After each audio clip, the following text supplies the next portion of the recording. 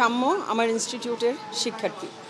আমরা সাম্যর আপনারা জানেন যে এই ব্রুটাল ঘটনাটা ঘটেছে ইতিমধ্যে, এবং সেই বিষয়টা নিয়ে আজকে আমরা স্বরাষ্ট্র মন্ত্রণালয়ে এসেছি।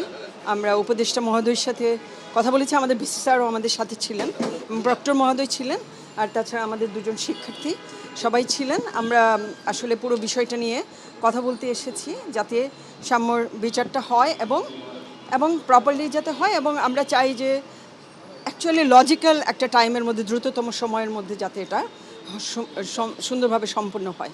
তো স্বরাষ্ট্র উপদেষ্টা মহোদয় এবং ওনার যে টিম, ওনারা ছিলেন সবাই বিষয়টা মনোযোগ দিয়ে শুনেছেন। আমাদের ভিসি স্যার মূল পয়েন্টগুলো বলেছেন। এই কয়েকদিনের অগ্রগতি, আমরা যে শাহবাগ থানার সাথে দফায় দফায় দেখা করেছি, এই কথাগুলো বলেছেন এবং বলে পয়েন্টগুলো দিয়েছেন। দেওয়ার পরে স্বরাষ্ট্র উপদেষ্টা মহোদয় এটা শুনেছেন মনোযোগ দিয়ে এবং তিনি নোট নিয়েছেন, এবং ওনার দিক থেকে উনি বলেছেন ওনারা এমনিতেও চেষ্টা করছেন এবং ওনারা বলেছেন এবং ফার্দার এটা যাতে মানে ফেসিলিটেট হয় সেইভাবে ওনারা এটা এগিয়ে নিয়ে যাবেন। তো আমি আমার স্টুডেন্টদেরকে বলছি কিছু বলবার জন্য, তোমরা তোমাদের পয়েন্টগুলো বলো। হ্যাঁ, তো জি, পরিচয় হচ্ছে এস.এম. নাহিয়ান ইসলাম, আমি হচ্ছে সাম্যর বন্ধু। তো আমাদের যেই মিটিংটা হলো এটা হচ্ছে পুরোপুরি আমাদের ভিসি মহোদয় ফ্যাসিলিটেট করেছে, তো তাকে ধন্যবাদ জানাই যে স্বরাষ্ট্র উপদেষ্টার সাথে আমাদের এই মিটিংটা করানোর জন্য।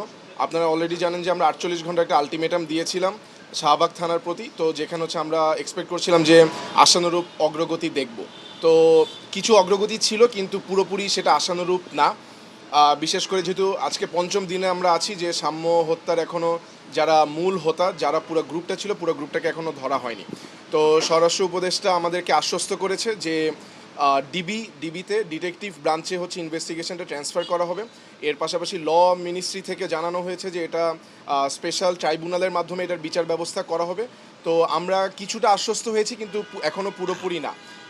আমরা তখনই আশ্বস্ত হব যখন আমাদের চোখের সামনে সেই 10 থেকে 12 জন যাদেরকে ধারণা করা হচ্ছে এবং মূল যে সাসপেক্ট যে হচ্ছে স্ট্যাপ করেছে তাকে যখন আমরা থানায় দেখব এবং সে যখন বিচারাধীন হবে তখনই আমরা পুরোপুরি আশ্বস্ত হব। তো আমাদের পরবর্তী যা কার্যক্রম যাই হয় সেটা আমরা অবশ্যই ক্যাম্পাস থেকে আমরা নির্ধারণ করে তারপর হচ্ছে আপনাদের উদ্দেশ্যে জানাবো।